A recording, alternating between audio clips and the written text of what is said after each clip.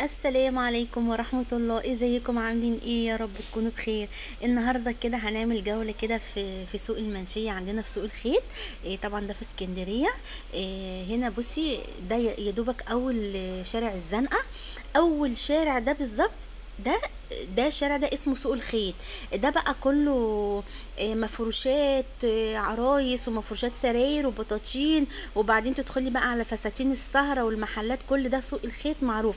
وفي كام حد كده فاتح زي ما حضراتكم شايفين. ملابس داخلية، ميك اب، كده يعني.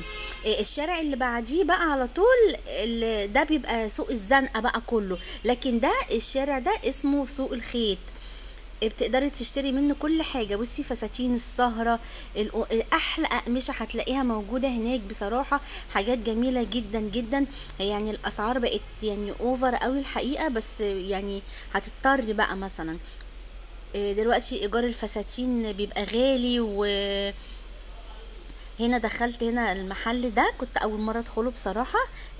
ده اسلام، شخصية طيبة كده وحلوة قوي في التعامل كمان بصراحة.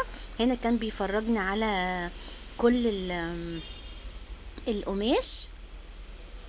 في بقى كله جبير وفي تطريز وفي حاجات هاند ميد، غير اللزق كده. في ده الوردة الطايرة دي جميلة طول عمرها وما بتبطلش ابدا يعني. دي بتقدري تجيبي عليها يعني فست قماشة سادة وبتحطي دي عليها. اهم حاجة الخياط او الخياطة بتاعتك بتكون حلوة، وايديها كده حلوة في القص تعمل لك فستان مظبوط. بص ما شاء الله، المحل مليان مليان قماش ما شاء الله، وخامات كلها جودة عالية وحلوة قوي. وفي كمان دور فوق.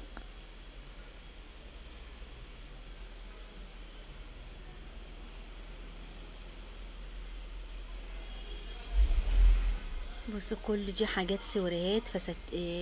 القماش الستان ده مش شرط فستان، ممكن يتعمل مثلا قمصان نوم بقى للعرايس وكلام من ده يعني. بصوا ده كان جميل جدا. ده تل كده مطرز. ده كان بيقول ان هو ب700 جنيه. في منه الزهري وفي الاحمر والاوف وايت والابيض والبيج، في كل الالوان، النبيتي الاحمر، في كل الالوان. كل اللي انت عايزاه هتلاقيه. وفي بقى بس بصراحه يعني ايه تطريزه يعني كتير قوي، فبتبقى القماشه تقيله، ففي الصيف والدنيا حر طبعا ما نقدرش نلبس ده كله. هنا المحل من بره اهو، واسم المحل. هنا بقى انا كملت. بصوا شايفين الأقمشة جميلة جدا ازاي؟ بصوا ده بقى كان بيبيع قماش، وبيبيع كمان أطقمة سراير وحاجات عرايس برضو كده، بطاطين، أطقم سراير. بصوا سألت على مفرش السفرة ده كان حلو قوي، كان عامل 2000 جنيه. وبقية القماش اهو. يعني في بيبقى المحل كله قماش، وفي عامل نص قماش ونصه مفروشات يعني. بصوا ما شاء الله، المحلات مليانة بصراحة أقمشة في منتهى الجمال. بتبتدي من أول 400 جنيه لحد 3000 جنيه و4000 جنيه. هنا دخلنا عند عم أمين بقى، ايه الراجل المشهور عندنا ده من سنين السنين يعني. عم أمين ده بقى للعطور، يعمل لك بقى حاجات للعطور كده. اي برفن انت بتعوزيه وبيحط لك مخفف، يعملوا لك ازازه برفن، اي برفن. عنده بقى كده كريمات شعر، وعنده كل حاجه. كل حاجه موجوده عنده الحاجات اللي هي بتتباع، الروايح اللي تحطيها على البرسيل اللي بتعمليه في البيت، او الصابون او الداوني.